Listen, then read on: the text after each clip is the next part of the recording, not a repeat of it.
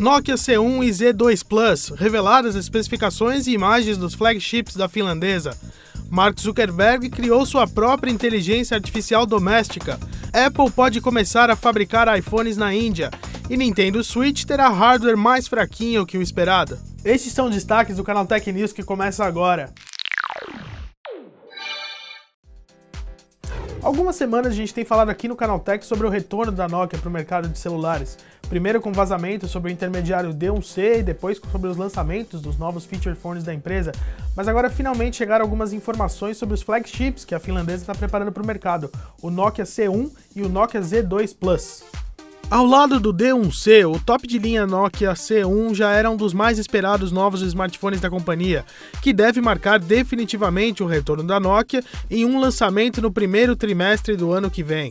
Agora surgiram novas imagens conceituais do aparelho, que mostram que ele poderá vir com um sistema duplo de câmeras, com 12 e 16 megapixels e flashes LED de tamanhos diferentes, câmera frontal de 5 megapixels e um display que ocupa uma boa parte da frente do dispositivo. As imagens também trazem algumas prováveis especificações do smartphone, incluindo um processador Snapdragon 830 e 4 GB de memória RAM, e 3 opções de armazenamento, 32 GB, 64 GB e 128 GB, todas com o Android 7.1 Nougat.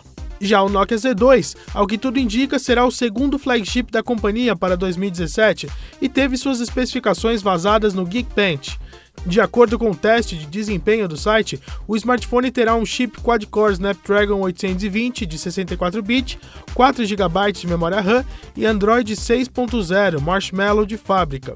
O teste não revelou mais que isso, mas outros boatos já indicavam que o aparelho poderia vir com um display de 5,2 ou 5,5 polegadas e contar com uma variante de 6 GB de memória RAM.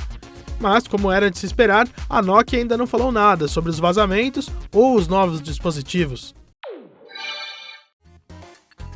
E como se ser CEO do Facebook já não fosse trampo suficiente, o Zuckerberg dedica suas horas vagas a alguns projetos paralelos.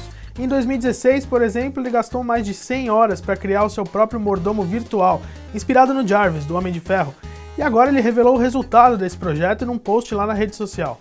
O assistente criado por Zuckerberg já é capaz de controlar diversos recursos na residência do executivo, como a luz, temperatura, dispositivos conectados de música e segurança, além de aprender com os gostos e padrões do seu criador. Para controlá-lo, Mark pode enviar seus comandos a um bot do Facebook Messenger por mensagem de texto, ou usar um sistema de comandos de voz especialmente desenvolvido por ele, que funciona por meio de diversos iPhones instalados na casa.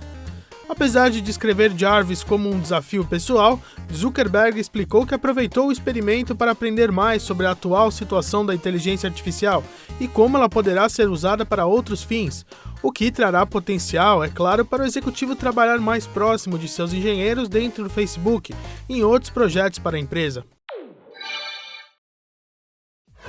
Mas nem todas as notícias que saíram hoje sobre o Facebook foram boas. A rede social agora é a mais nova integrante da lista de empresas envolvidas em imbróglios com a União Europeia, que dessa vez está questionando o Facebook sobre o suposto fornecimento de informações enganosas durante o processo de aquisição do WhatsApp. E o Mark Zuckerberg pode acabar pagando uma multa bem salgada.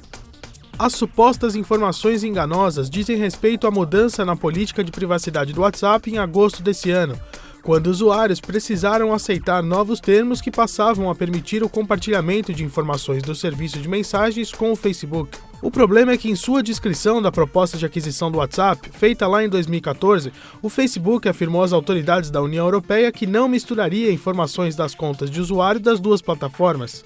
De acordo com a comissária da Europa para casos antitrust, Margrethe Vestager, a posição preliminar da comissão que investiga o caso é que sim, o Facebook deu informações incorretas ou enganosas durante o processo de aquisição do WhatsApp. Agora, a rede social terá até o próximo dia 31 de janeiro para se explicar ou enfrentar uma multa de até 1% de sua receita global, que em 2015 ficou em cerca de 600 milhões de reais. Vocês devem lembrar da disputa que marcou parte da eleição americana entre a Apple e o Donald Trump, que queria trazer as fábricas da empresa de volta dos Estados Unidos. Pois é, parece que agora o presidente eleito vai ter que enfrentar um novo rival antes de cumprir com essa promessa, já que as indicações são de que a Apple deve começar a fabricar dispositivos na Índia. De acordo com informações do The Wall Street Journal, a Apple já estaria discutindo com o governo indiano a possibilidade de fabricar os seus produtos na região para fazer incursões mais profundas no segundo maior mercado do mundo de telefonia móvel. A novidade faz parte da iniciativa Make in India, do primeiro-ministro indiano Narendra Modi, que deseja estimular a fabricação de tecnologias no país em troca de incentivos fiscais. Como a Apple atualmente não produz dispositivos na região, os preços dos iPhones indianos estão entre os mais altos do mundo, o que impacta diretamente nas vendas do dispositivo, que atualmente representam menos de 2% dos smartphones comercializados na Índia. As conversas teriam iniciado em setembro do ano passado, quando Tim Cook, CEO da Apple, se reuniu com Modi para discutir vários assuntos e, de acordo com relatos, já teria respondido positivamente ao convite para abrir uma base de produção na Índia. Na semana passada, os primeiros rumores sobre as especificações do novo console da Nintendo, o Switch, surgiram na web e indicaram que ele teria specs inferiores à do PlayStation 4. Agora, esses boatos ganharam mais força, com novas informações obtidas pela Eurogamer, e elas não dão muita esperança para quem esperava um hardware poderoso para o device.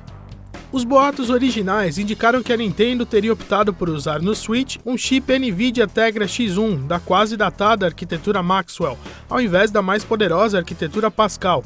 Agora, as novas informações obtidas pelo portal revelam que o negócio será ainda pior que o esperado. Além da arquitetura Maxwell, o console trará uma versão capada do Tegra X1, com uma CPU rodando a 1020 MHz, clock 50% inferior à velocidade máxima do Tegra X1, e uma GPU rodando a 768 MHz, isso quando o console está conectado à doca. Quando desconectado, a velocidade da GPU do Switch cairá em 40% para apenas 307 MHz, assim como o clock da memória, que passará de 1600 para 1331 MHz. Os números colocam as especificações do Switch abaixo do PlayStation 4 e do Xbox One e sugerem que a Nintendo deverá continuar apostando em suas franquias com o dispositivo, sem trazer um hardware interessante o suficiente para atrair novos desenvolvedores. O Canal Tech News de hoje vai ficando por aqui, mas lá no site, você sabe, tem muito mais coisa interessante. Dá uma olhada. Depois de ameaçar fechar as portas, Nubank diz que continuará no mercado e que veio para ficar. Duro de matar, Galaxy Note 7 ainda tem mais usuários do que LG V20 e o OnePlus 3T juntos. Nintendo confirma que Super Mario Run não receberá novas atualizações de conteúdo. E aí, vale o investimento? E acompanhe nossas redes sociais para ficar por dentro de tudo que acontece no mundo da tecnologia. É só procurar pelo Canal Tech, com CH no final, lá no Facebook, no Twitter, no Instagram, no Snapchat. A gente está em todas elas. E amanhã a gente está de volta. Até mais!